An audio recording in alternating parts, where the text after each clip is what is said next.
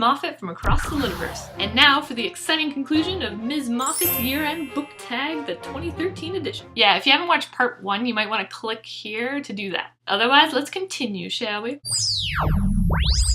Foundation and Empire by Isaac Asimov. This is book 2 in the original Foundation trilogy. I remember coming into work and talking to Paul about this one. We were reading the Foundation trilogy at the same time and I was ahead of him at this point. Basically, the Selden plan flies off the rails, and it's difficult to keep important plot points a secret when your mind is exploding under the weight of these revelations. I read very few books that were actually published in 2013. I remember finding out my library had a copy of Mark Z. Danielowski's latest book, The 50-Year Sword, and suffering through the longest wait time for it. Danielowski is responsible for the terrifying and magnificent book House of Leaves, and The 50-Year Sword is as inventive and scary as the book that made his name. Just so you know, I never pick one cover for this question. I liked Iron or The War After by S.M. Vidori, largely because it looked like a book from olden times. And I liked Pink by Kyoko Okazaki for its simple, cute, and accurate design. Hans Huberman and Death from The Book Thief by Markus Zusak. Hans is a gift to literature and quite possibly to humanity, and Death as a narrator proved unforgettable. If you've read this book, you know. And if you haven't read this book, perhaps my next few answers will convince you. The Book Thief by Markus Zusak. Trust me, it made me cry. And I'm a monster.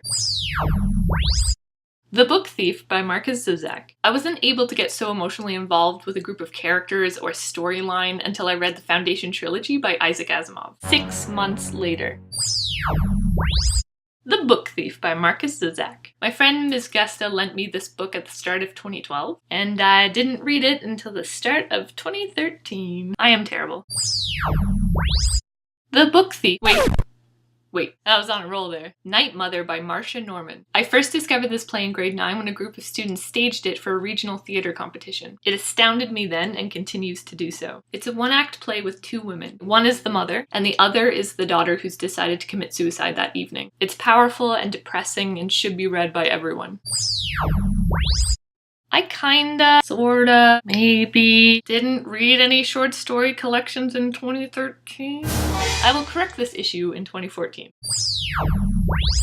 Welcome to Our Hillbrow by Faswane Mpe. I discovered Welcome to Our Hillbrow in an undergrad English course, and I was floored by how effectively it uses second-person narrative. I admit the cover would have dissuaded me from picking up the book on my own. Sorry, shallow truth. But the narrative voice just blindsides you. The narrator is a deceased man talking to the love of his life, who is alive for the time being, and a woman from his village who loved him and is now dying from AIDS. As a reader, you feel like you're trespassing on this hugely intimate conversation, but you can't put the book down.